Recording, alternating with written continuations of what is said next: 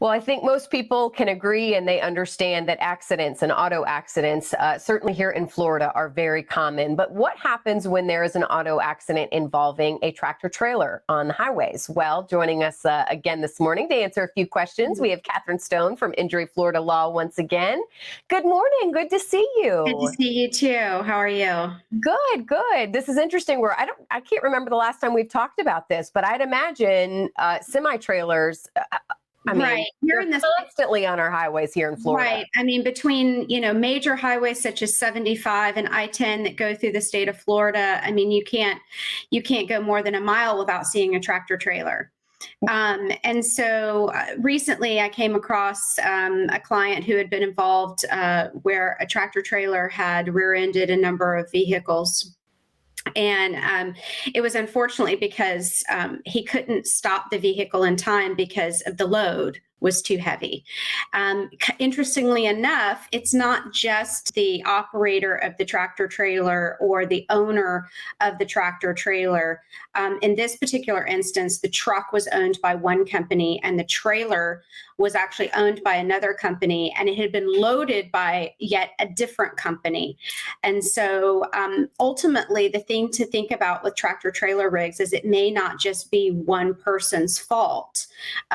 There are a number of things that can happen. And in that particular case, it was the loading company that had loaded the trailer incorrectly and with the incorrect amount of weight on it, so that that particular truck couldn't stop in a timely manner. Well, And not so, only that, but I'd imagine you're crossing state lines. Some of these companies are probably in other states as right, yeah, well. a lot of times you more than likely will end up in federal court, which has different rules, different regulations on just civil procedure. And so, you've got to have an attorney that knows the rules in federal court as well as state court. But really, the takeaway from a tractor trailer truck accident is it may not just be the driver of the vehicle. There are a lot of elements and a lot of things that have to be looked into when a tractor trailer is involved. There's also certain rules and protocols that the driver has to follow before they even take off in that rig. They have logs that they have to keep.